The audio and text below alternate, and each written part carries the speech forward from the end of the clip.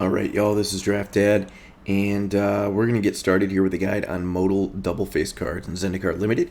Been a lot of questions on these cards. How do I play them? What do I do with them? When do I draft them? So I thought I'd make a little guide here on just some things to do. So some of the main questions I see are should I consider these lands? Should I consider these spells? A mixture of both, half of each? Should I play them early if I have a couple land in my hand, or should I still hold on to them into the late game? Which ones are better? Are the ones better that are good early? Are the ones better that are good late? And when should I pick them? Are these first pickable? Should I take a signpost uncommon before this? Should I take good removal before then? So I'm going to go through and answer all of those questions for you in this video. All right. Some basic heuristics to look through. These are like rules of thumb.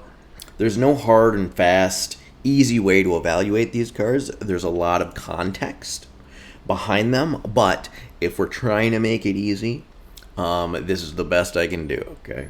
So the minimum amount of modal double-face land cards that I want per deck in Zendikar Rising for Limited is 3.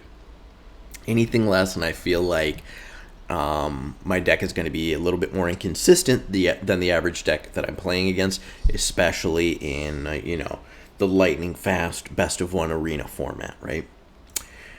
I want to have my 3 MDFCs halfway through Pack 2. I want to have those 3 in my colors by that time. Once I do that, I feel a lot better about the draft. Feel a lot better about my deck once I have my 3 MDFCs halfway through Pack 2 and my colors figured out. The last one, play all that you get in your colors. There's really no reason not to play them. If you get 13 of them, I'd play 13. There's just no reason not to play them. The worst they can be is just another land in your deck. So there's no reason to cut these at all. The bare minimum is they replace a land for you. So play all that you get. All right, there's also a few different archetypes.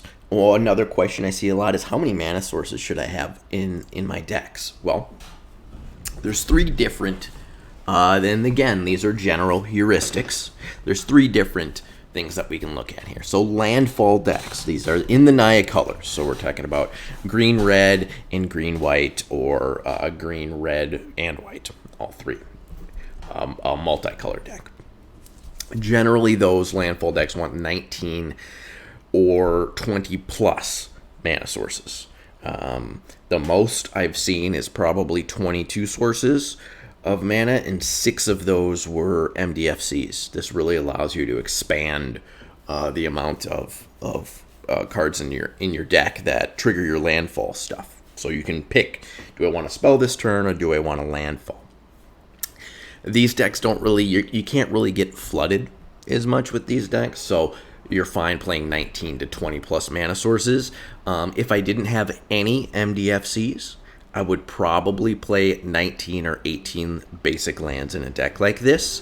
If I had 3 MDFCs, I would probably play 16 or 17 lands, and then have my 3 MDFCs. Probably 16, depending on the deck. And that would bring me up to 19 mana sources. Kicker. Again, they might not have as many landfall cards, but kicker decks are inherently mana hungry because they want to cast their spells with the kicker cost, so they get the added benefit.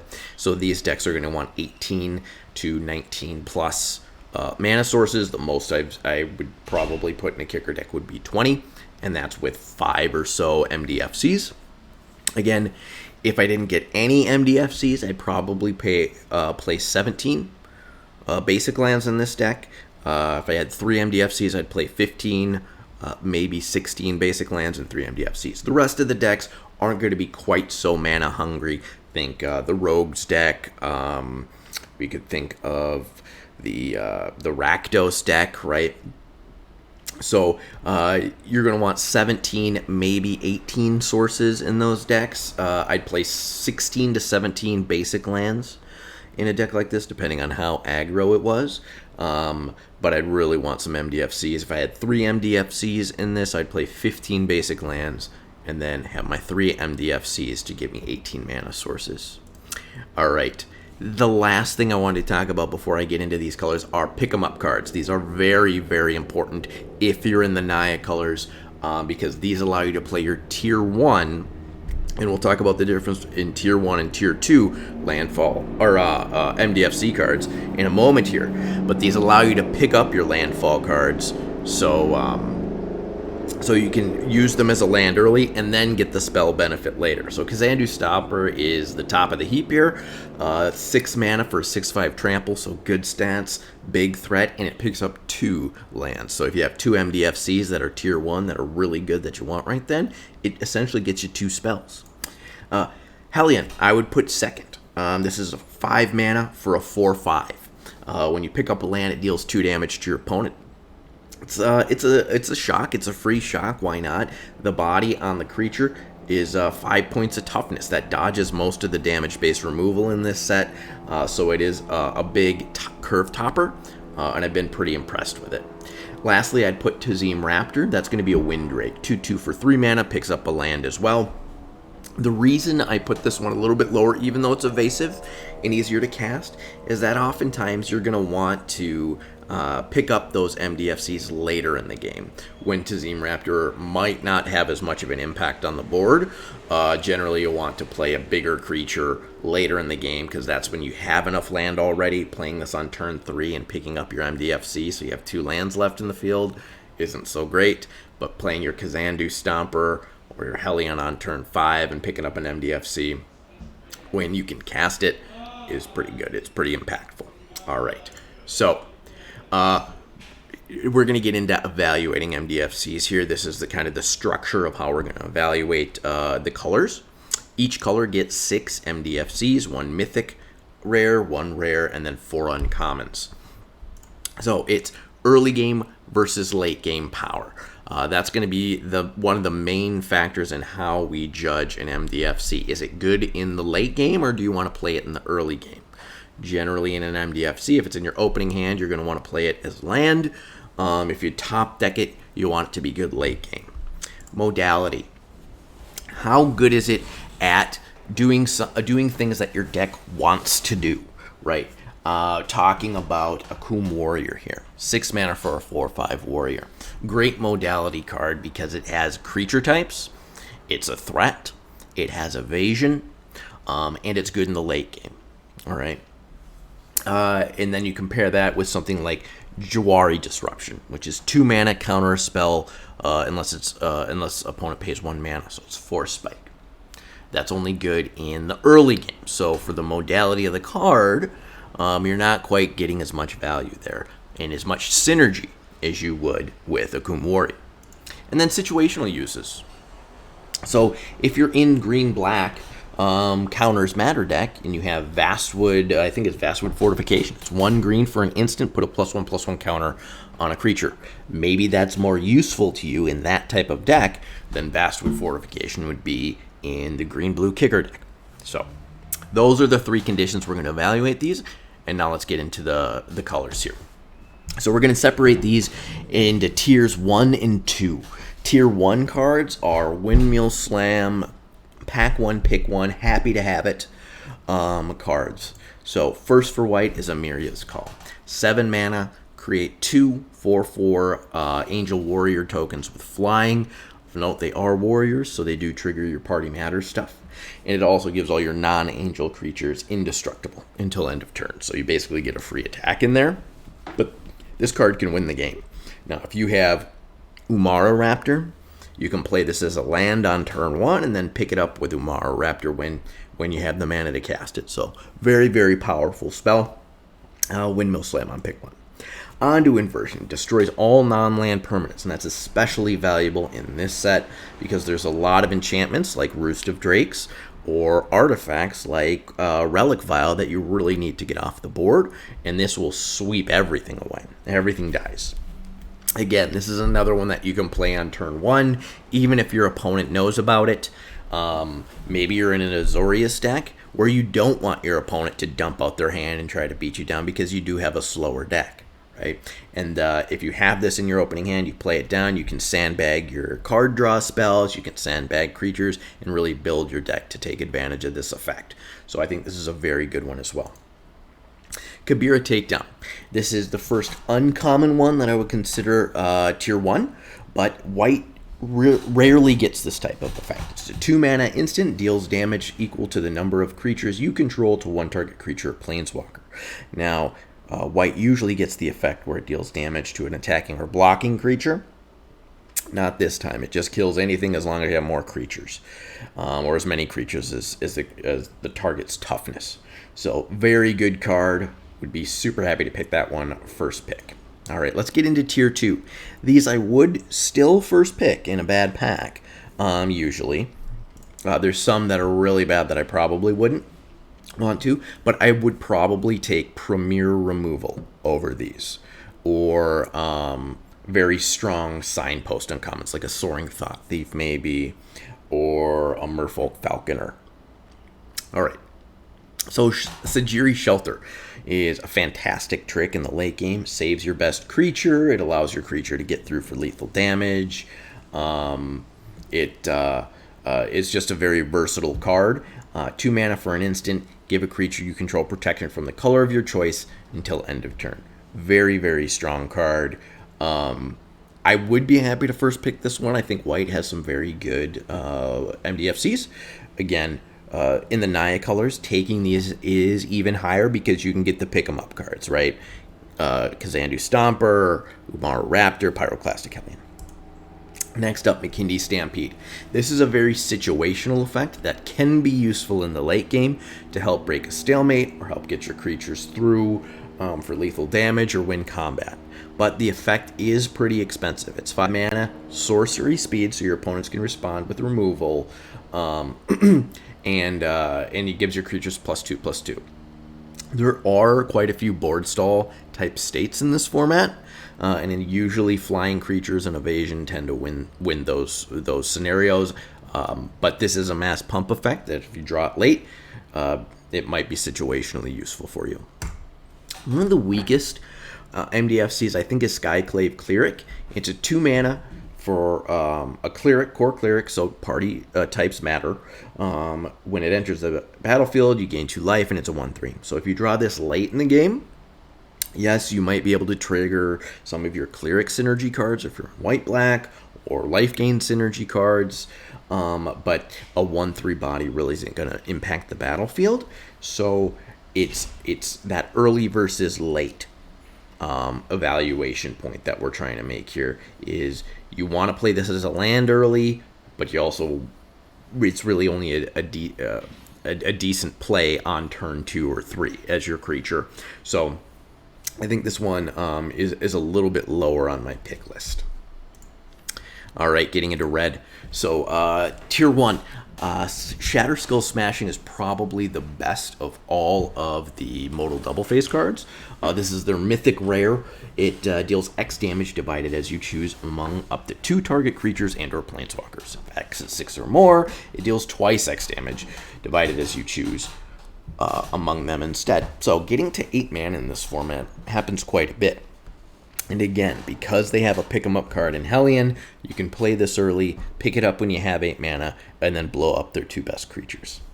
Pretty amazing value. 2 for 1 and a land. So windmill slam that. Second up is a Akum Warrior.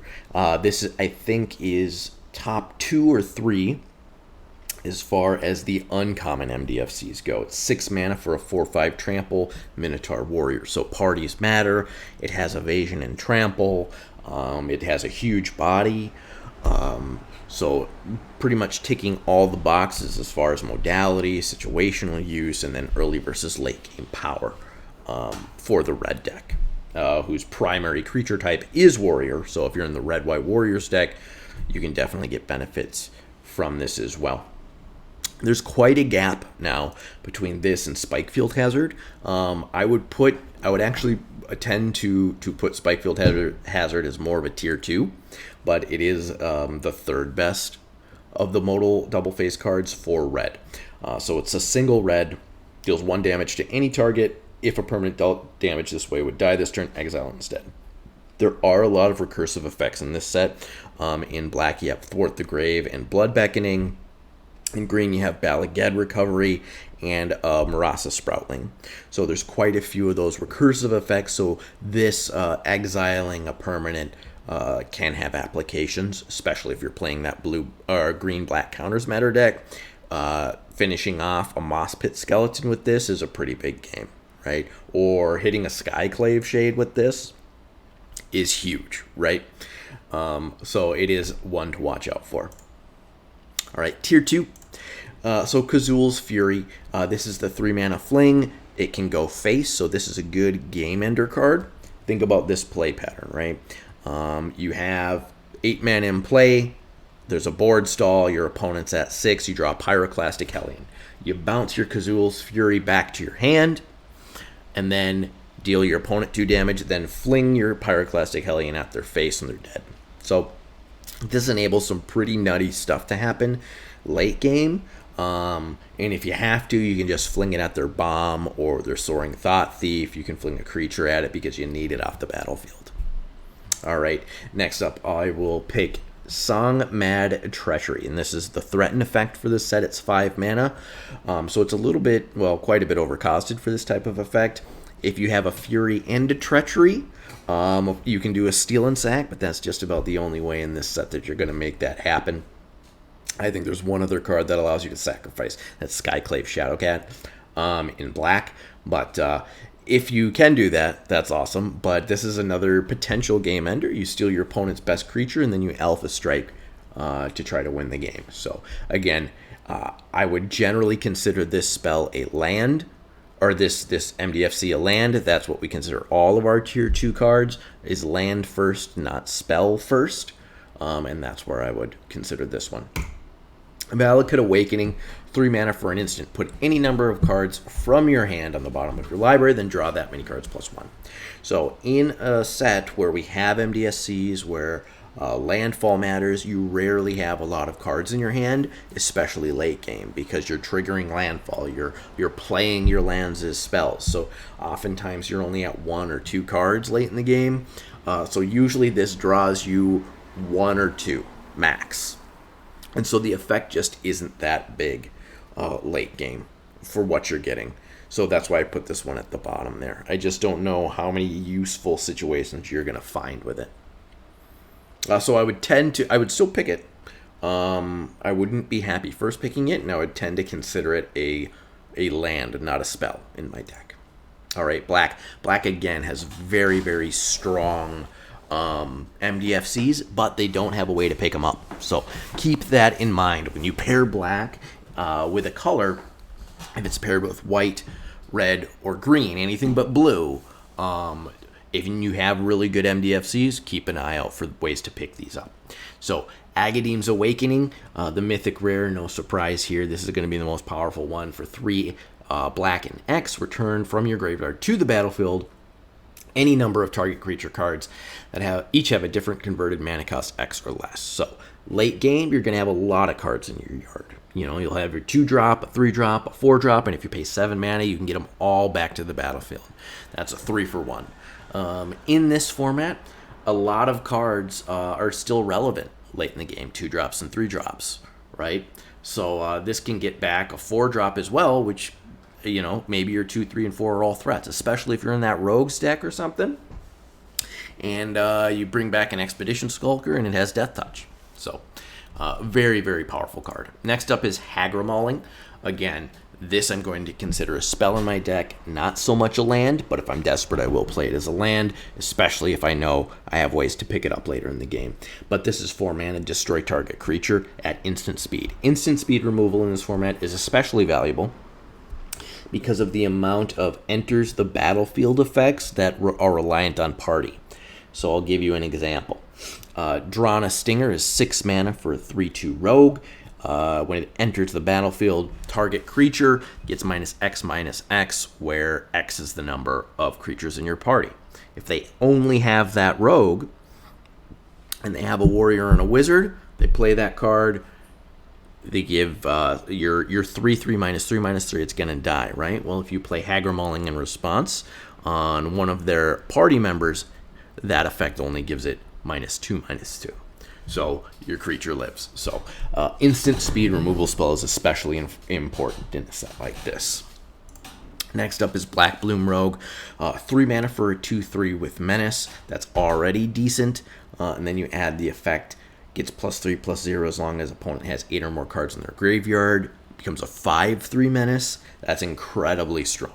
I would put this up there with Akum Warrior as the top 2 or 3 strongest of the uncommon MDFCs. So super happy to pick this card. Pack one, pick one. All right, tier 2 is off consumption. This is just the modality on this card isn't as strong. There's not as many situations in which you're going to want to use this, but situational use is very strong, right? If your opponent's at 4 and you draw and you top deck this, you can kill your opponent with your land. It can help you win a race because it's an 8-point lifespan. It's expensive for the effect, but I have won more than my fair share of games with this card, and I'm sure I'm going to win more, and I'm going to be killed by it a lot too. After Zoff, there's a pretty big drop off here, and these two are kind of interchangeable for me. So Palaka Predation and Malakir Rebirth, I wouldn't be happy first picking either of them. I think Palaka Predation, being able to snag your opponent's bomb, it makes an opponent discard a card, mana cost 3 or greater from their hand. Being able to snag their bomb, make them discard it, that's awesome. That's a great effect. Sometimes it whiffs, though, and you do nothing for 3 mana. So that's a huge downside, of course. Drawing this late in the game, when your opponent might not have any cards in hand, or they're just holding a land in their hand or something, again, not very useful. Malakir Rebirth. The situational usage of this is quite strong, but the effect is very minimal. Choose a creature, you lose 2 life until end of turn. That creature gains when this creature dies. Return it to the battlefield tapped under its owner's control. So this is especially good with enters the battlefield effects, like we talked about, Drawn a Stinger, where if you can trigger that again, maybe kill another one of your opponent's creatures. All for 1 mana at instant speed. That's a pretty good effect, but again, how often that's going to be useful for you, who knows? I would tend to think of these 3 cards as land first, spells second. All right, next up is blue. Blue also has a thinner lineup at the MDFC side, but they do get one of the most powerful uncommon ones, again, top 2 or 3. Black Bloom Rogue, Akum Warrior, and Umara Wizard. It's a 4/3 for 5. Merfolk Wizard, whenever you cast an instant sorcerer or wizard spell, it gets flying. So if you're in blue, you're going to have a ton of those. If you're in the blue-red wizard stack, almost all your spells are going to be that. So it's basically just a 4/3 flyer for 5, which in this format is massive. So this is a card that I'm super happy to pick first. Flying in this format is especially good, and this thing dominates the skies on offense. It's not a great blocker, but again, on offense, you're just going to be nugging your opponent for 4 over and over again. So fantastic use of your lands. Next up is Glasspool Mimic. 3 mana for a clone. Of note that it is a Shapeshifter Rogue, and it stays a Shapeshifter Rogue even after it's copied, in addition to other types. So it can help out with party bonuses as well. The only issue with this, why it's lower than the Wizard on my tier list, is if you don't have a creature you want to copy, you're getting beat down by your opponent and you can't copy a creature that's relevant, or you don't have any creatures on the battlefield, and then this is just a dead card. So in those type of edge case scenarios, you're not going to get a great situational use out of this, but the Umara Wizard, I think you're always going to get use from. All right, next up, Salundi Vision. This one I would probably put in tier 2 as well. I wouldn't be super pumped about picking this first, but 3 mana for an instant. Look at the top 6 cards of your library. You may reveal an instant or sorcery card from among them, put it into your hand. So this is great when it grabs, a Royal Eruption or you're into the Royal. Really bad when it whiffs, but when it hits, it's a great use of your land. Late game, if you're looking for that removal spell to finish off the opponent or to bounce their creature that you can't get past, you draw your Salundi Vision, you go find it. Feels really, really good. Great usage of your land. But again, early game, there's spending 3 mana for this effect doesn't seem like something that I want to do. So it does have decent late game application though, so I put it in tier 1. All right, tier 2. I'm going to put Jawari Disruption next, and I waffled a bit between this one and the 3 mana Selendi Veil. The reason for that is Jawari Disruption just isn't good late game. It's a force spike, right? Counter target spell unless controller pays 1. I have countered quite a few spells with this, but it's like on turn 2, 3, or 4 that I'm doing that. It's not late game. So late game, when you draw this, how useful is it going to be? Right? How many times are you going to be able to catch an opponent tapped out when they have 9 mana in play? Not too often. So I put this in tier 2. Bain Veil. This effect can be quite strong if your opponents go using a go wide strategy, or if they try to alpha strike. Using this if your opponent has death touch creatures to knock them below 1 power, so their death touch doesn't take place. But again, the effect is quite minor, and its situational usefulness might not come up that often. So it's creatures your opponents control get -2/-0 until end of turn, which again, sometimes is useful, but oftentimes this can be a dead card late in the game. Last up is Seagate Restoration. This is one of the worst. This is up there with Skyclave Cleric, I think, is one of the worst of the MDFCs. It's a shame. It's their mythic. It's the blue mythic MDFC, but it's 7 mana, draw cards equal to the number of cards in your hand +1. You have no maximum hand size for the rest of the game. Again, in this format, you're not going to have a lot of cards in your hand in turn 7 usually, because you're playing lands, you have MDFCs that you're playing.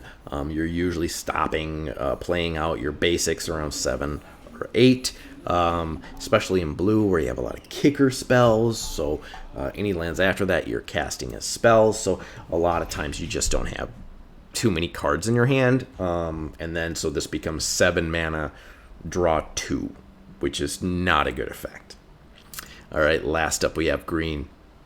Green again has very strong MDFCs. They also have Kazandu Stomper, which is very strong as well, to pick up 2 MDFCs at a time. So Kazandu mana, 3 mana for a 3/3.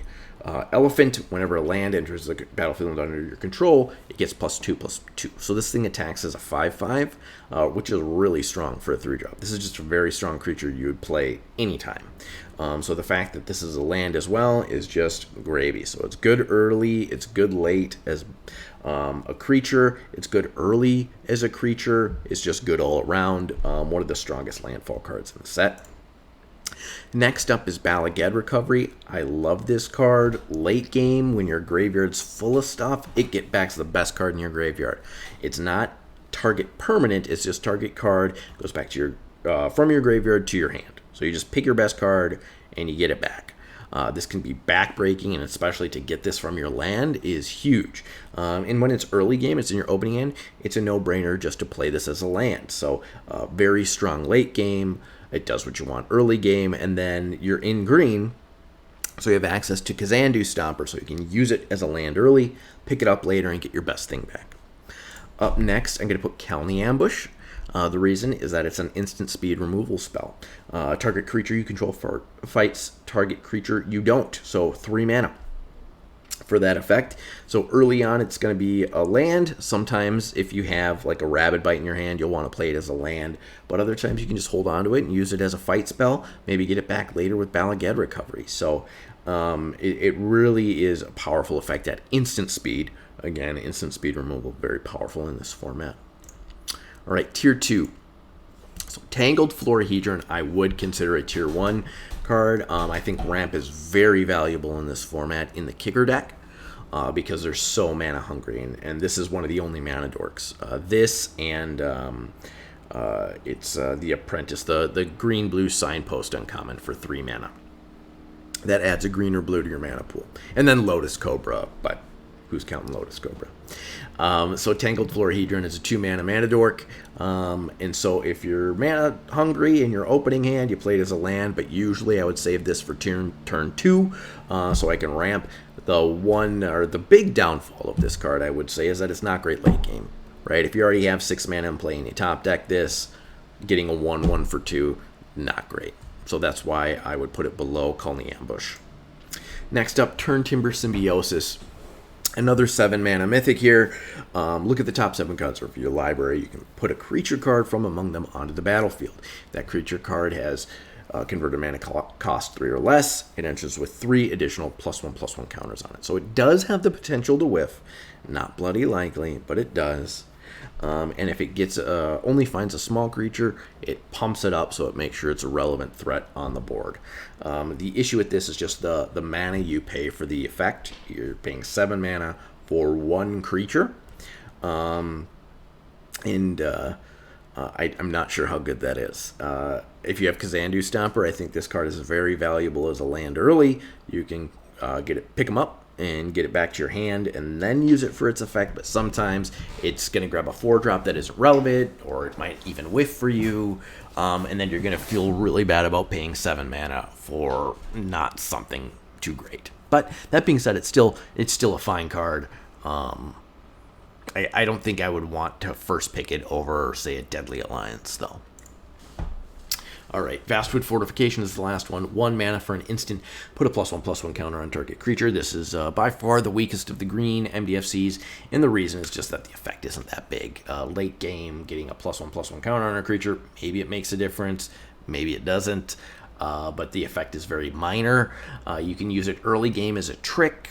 Sometimes if you're in the green-black counters matter deck, this can trigger some bonuses that you have from your cards. So it's still definitely worth a pick. I just wouldn't be happy first picking it.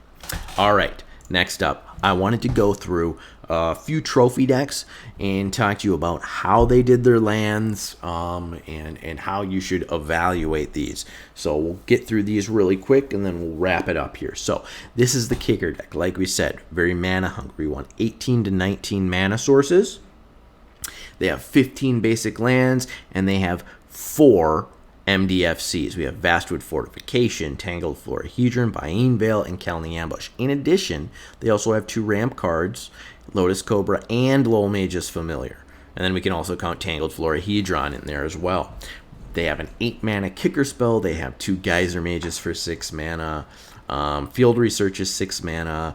Royal Mage is 6 mana. So Paragon is 6 mana, so they have all of these expensive cards that they want to kick so they can make the most use out of their Roost of Drakes.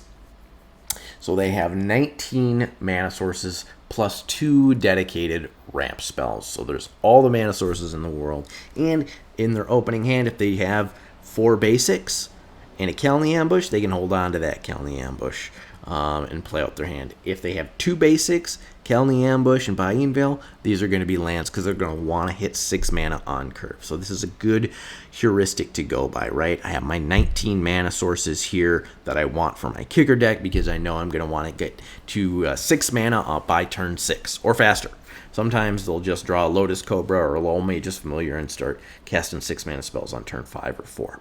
So next up, so this is the Azorius deck. This is in the other category, right? So we have 14 basic lands here and then 3 MDFCs. These are all tier 2, so that makes a total of 17 sources, and we can consider these as lands first, not spells first. That being said, they do have, a couple kicker cards, so their curve isn't quite as low as we'd think, but these Spoils of Adventure are almost never going to cost 6. They're probably going to cost 4 or 5, so getting there shouldn't be too much of an issue. I like how this deck was built. Most often, you're just going to play these 3 MDFCs as lands in the deck, which gives you 17 sources, plenty for a deck like this. All right, next up, we have this Rakdos build here. This is a very, very strong build as well. You see Drana in here, which is probably one of the biggest bombs in the set, maybe the biggest bomb in the set. We have 15 basic lands, and then we have 3 MDFCs. So Akum Warrior, Songbad Treachery, and Black Bloom Rogue. Of note, only one of those MDFCs is tier 2. The other 2 are premier cards. But if you look at their deck, they do have some kicker, but they have all these 2-drops here. This is an aggro deck that normally would want 17 lands. Maybe you can get away with 16 because you're often casting these Deadly Alliances for a lot cheaper given the creature types that they have. So in this type of deck, if you get an opening hand with Mountain Swamp and Akoum Warrior, you're going to play the Akoum Warrior. And then so you can hit your 3-drops here. If you get 3 land in your opener and Akoum Warrior, you're probably going to hold on to it for later in the game. One thing I would like to see in this deck, though, is a Pyroclastic Helion, so I wouldn't feel so bad about playing a Black Bloom Rogue or something as a land. In the early game, I can pick it up later when my opponent has 8 cards or more in the graveyard and get myself a threat.